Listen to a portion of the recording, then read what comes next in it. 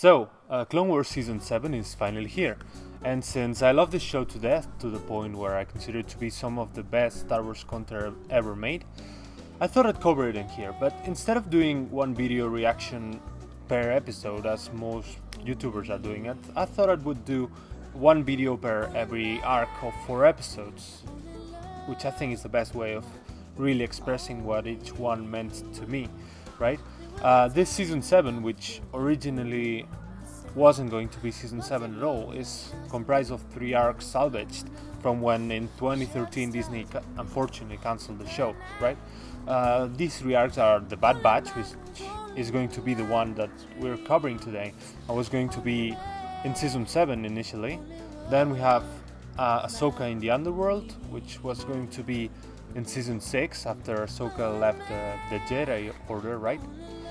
Which is coming up next on the series currently airing, and then the Siege of Mandalore, which was originally going to be the ending of the entire thing, which was planned to be in Season 8, which is going to close the gap with Ahsoka and Darth Maul, and is also happening at the same time as Order 66 and Revenge of the Sith. So it's a real shame that this is all that we're currently getting in animated form, right? Considering that from the initial Season 6, 7 and 8 that were planned, which were going to be over 60 episodes, we only got 13 of those in 2014 in form of Season 6, The Lost Missions, and now 12 more of Season 7 in animated form, right?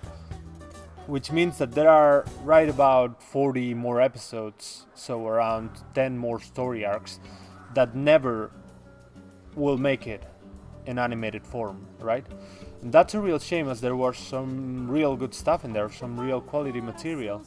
Some of them have managed to make it into other forms of media, like the Darth Maul Son of Dathomir comics that covered the 4-episode arc with the battle between Darth Maul and Sidious and Dooku and Grievous, which closed the arc of Model 1000 and the entire Witches of Dathomir arc. But of course, speaking of the Witches of Dathomir themselves, there's one of them still on the loose, right? We got Asajj Ventress, who used to be an apprentice to Count Dooku on the Sith Order. She turned bounty hunter, and she's on her path to redemption, right? There's this novel called Dark Disciple, which is canon, in which she joins with Jedi Master Quinlan Vos, who's a favorite of the old Legends Dark Horse comics. Well, an old favorite of mine, actually. And it's actually a romance story. This covers 8 episodes that were never produced, and it closes Asajj's arc. So if you liked Asajj Ventress' character, you owe it to yourself to read this too. So speaking of the Bad Batch, as you know, as I said, this was planned for Season 7 originally. It was the original premiere, and years ago we got the unfinished reel of these episodes, the rough animation by Lucasfilm. They published it, so we would actually have a clue of what was going on in the story. This happened in 2015. In terms of general plot, there hasn't been many changes, and it really isn't one of the most impactful arcs for our main characters, but it is a really good clone arc, which, as you know, the clone arcs are some of the best in the series, as it really gave a lot of humanity to these soldiers, which in the movie weren't much more than CGI soldiers, which didn't have lines, didn't have anything. This arc is set in the Battle of Anaxis, in which Admiral Trench, which you know from the earlier seasons, is winning. So immediately the show feels pretty much the same as it did 7 years ago. There's no real tone change to accommodate for Disney's current direction. Let's not forget that one of the reasons they cancelled the show was that it was getting too graphic for them. So Clone Force 99, which is named in honor of 99, which was a defective clone which we saw in Season 3, is the main thing in this arc, right? They're called the Bad Batch because they are defective in a way. They have some mutations. They're not exactly just Jango Fett clones. They have improvements in some areas that make them even better soldiers in some roles, right? They can be considered a bit generic because they pretty much adhere to the cliche of the role of each of them, right? You got Hunter, which is mainly every 80s action hero ever. He even has the bandana from Rambo, right? You have Crosshair, who's the sniper, that typical smug look on his face, brash attitude dude. We have Tech, which is the usual nerd that does all the tech-related stuff. And we got Wrecker, which by the name you already know what he does. He's a buff dude that goes punching droids and laughing every time. It's ridiculous, but it is very, very, very entertaining to watch, right? The entire thing feels like a culmination of all the development that the clone troopers have been getting towards in the series. We have Cody and Rex, which feel most fleshed out than they have ever been. And the latter shock, like Rex's shock at the possibility that Echo, ARC Trooper Echo, the supposedly deceased last member of Domino Squad, might still be alive, is devastating to watch. Because Echo has essentially been turned into a slave by the Techno Union.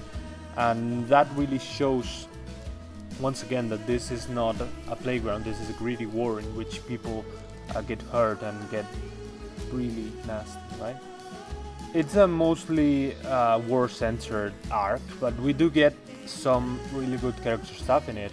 In episode 2 we have Rex and Obi-Wan showing that they actually know that Anakin and Padme are in a relationship, right? Because you got that scene where she's talking to him as a hologram, and she's starting to show her belly button, which Anakin hasn't actually realized that she's pregnant yet. Which is really, really good because it adds a lot of both of the characters, especially Obi-Wan, because it really contextualizes his guilt when he got into exile. You get to understand him a lot more, and he could actually have prevented Anakin's eventual betrayal by stopping the relationship long before it would ever form, it would ever happen, right? The next episode, episode 3, is mostly action, but the war scenes at the end with the spiral egg tanks from Techno Union in their lighter versions was very, very fun to see, and the animation, as I said, is top notch. Looks great. It really shows what George Lucas said actually when the show started, that it had really a cinematic quality over what you would generally see on a TV show for kids, right? So at the end, as you know, as you've seen the show, I guess, Echo gets rescued and he has been turned. He lost his left arm. He has tubes everywhere. He's really fucked. But he is trying to help his brothers, and he wants to recover the position that he had. But some of them, especially the Bad Batch, have doubts that maybe he's still working for the Separatists, which they've been using his brain and the tactics him and Rex developed to create an algorithm and predict the clones' tactics, which is really, really smart because algorithms are starting to affect real world wars, which is great. So in episode 4 you have the big battle at the end where they defeat Admiral Trench, sorry. We have that really great scene where Mace Windu comes down from her window and tells the clones to stand down, to have a chance at being reprogrammed and working for the Republic, which of course doesn't work, but is a really fun moment with him and Obi-Wan. The entire debate with Echo is really, really interesting because you start to see cracks in Rex's faith in his brother, but in the end it is shown that he was right?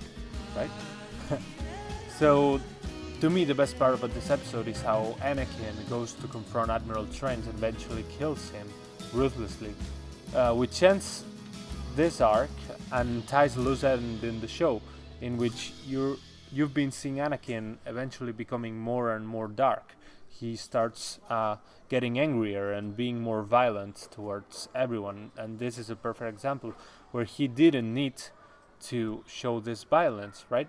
There's this moment where he says that he doesn't have the same weakness as the Jedi to not do anything too violent, which really shows that he's been distancing himself a lot from what the Jedi Code allows him to do or not do, which it all builds up to the sheer frustration he feels and that you can see in Hayden Christensen's performance in Revenge of the Sith. There's been a lot of controversy regarding some scenes that have been changed in these episodes. One of the most notable is the nose art scene in the second episode, which showed that the Bad Batch Clone Force 99 had a nose art of Padme Amidala, right? And in which was on the nose on their gunship, which is an homage to World War II warfighters that had always sexy women on their gunships, right? And it was a good scene because it showed that Anakin got jealous and possessive and wanted them to take it out and got really angry about it. But the new scene is really better. Many Clone Wars fans got angry because they believe the reason this scene was cut was for politics, as Disney would consider that it would be pretty sexist to show Padme in this way. But the real reason was that they only have so much time to explain to bridge the gap. They only have 12 episodes, and they had to choose between this scene and the new one. The new one is the only scene in the entire season where Padme makes an appearance, and considering that Padme is a really, really important character for Revenge of the Sith, it couldn't be cut out, and she actually speaks in this one. And you get the Rex and Obi-Wan confirmation of the relationship, which really added a lot more to the story in this case, right? So that's the reason that this one got the cut. There was an interview with Sam Witwer with Star Wars Theory involved, in which he explained this better than I can, so go check that out if you don't know about it. In the third episode, there was also a cutscene where Wat Tambor, the leader of the Techno Union, which is known in the meme groups as the Techno guy, right, the Techno music, he used the Decimator droid to brutally murder Poletech, one of the natives from Skako Minor, which is the same planet Wat Tambor is from, because he's a Skakoan, right? This is the moon of it. He turned it into goo to demonstrate the power of the droid and what he was going to do to Anakin, Rex, Echo, and the Bad Batch, right?